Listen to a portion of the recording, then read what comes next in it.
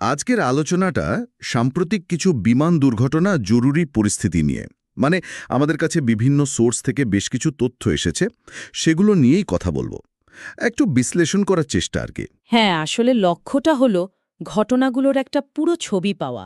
সেটা বাণিজ্যিক ফ্লাইট হোক বা ধরুন ছোট ব্যক্তিগত বিমান বা মিলিটারি এয়ারক্রাফট, সব ক্ষেত্রেই কিন্তু বেশ কিছু ঘটনা ঘটেছে। খবরের কাগজের বাইরে গিয়ে একটু বোঝার চেষ্টা করা যে এই আলাদা আলাদা ঘটনাগুলো আসলে কি বলছে। আর শুরুতেই এমন একটা ঘটনা যেটা শুনলে সত্যি কথা বলতে গায়ে কাঁটা দেয়। 12ই জুন এয়ার ইন্ডিয়ার একটা বোয়িং 787 ড্রিমলাইনার আহমেদাবাদ থেকে লন্ডন যাচ্ছিল। টেক অফের প্রায় সাথে সাথেই ক্র্যাশ করে। ভাবা যায় 242 জন যাত্রী আর ক্রু ছিলেন। তার মধ্যে বেঁচে ফিরেছেন মাত্র একজন। একজন, মানে অবিশ্বাস্য। এই ঘটনাটা দিয়েই শুরু করা যাক। এটা নিঃসন্দেহে সাম্প্রতিক সময়ে খুব মর্মান্তিক একটা দুর্ঘটনা। শুধু সংখ্যার বিচারে নয়, এর পুরো বিষয়টা খুবই গুরুত্বপূর্ণ। চলুন এই এয়ার ইন্ডিয়া দুর্ঘটনাটা নিয়ে আর একটু গভীরে যাই। 12ই June 2025 Ahmedabad London flight. Air ইন্ডিয়ার বোয়িং 787-8 ড্রিমলাইনার, যেটা তো খুবই আধুনিক একটা বিমান, তাই না? একদম, টেকনোলজির দিক থেকে খুবই উন্নত। তো উড্ডয়নের প্রায় পরপরই এই বিপর্যয়। আর সবচেয়ে যেটা শকিং ব্যাপার, সেটা হলো সার্ভাইভাল রেট।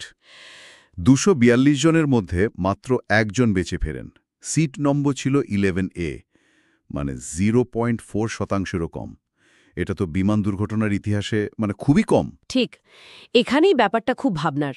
দেখুন, যে কোনো বিমান দুর্ঘটনাই মর্মান্তিক, কিন্তু আধুনিক জেট বিমান, বিশেষ করে এই ড্রিমলাইনারের মতো নেক্সট জেনারেশন এয়ারক্রাফট, এগুলো তো বানানোই হয় সর্বোচ্চ সেফটি স্ট্যান্ডার্ড মাথায় রেখে। হ্যাঁ, অবশ্যই। এর ডিজাইন, যে জিনিস দিয়ে তৈরি, ভেতরের অটোমেটিক সেফটি সিস্টেম, সবকিছুই এমনভাবে তৈরি যাতে দুর্ঘটনার পরেও যাত্রীদের বাঁচার সম্ভাবনা যতটা সম্ভব বেশি থাকে।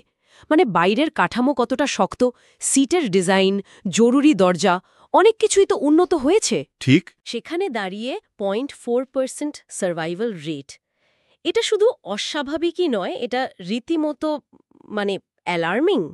তাহলে কি ধরে নিতে হবে যে দুর্ঘটনার ধরনটাই এতটা সাংঘাতিক ছিল যে আধুনিক নিরাপত্তা ব্যবস্থাও কাজ করেনি? সেটা একটা বড় সম্ভাবনা। হয়তো হয়তো দুর্ঘটনাটা এমনভাবে হয়েছে, ধরুন খুব উঁচুতে বা সাংঘাতিক গতিতে, বা বিস্ফোরণের মাত্রা এতটাই বেশি ছিল যে বিমানের কাঠামোটা আর আস্ত ছিল না, বাঁচার মতো পরিস্থিতিই হয়তো তৈরি হয়নি। আচ্ছা। অথবা এমনও হতে পারে, ধরুন আগুন লেগেছিল আর সেটা এত দ্রুত ছড়িয়ে পড়ে যে যাত্রীরা বেরোয়ার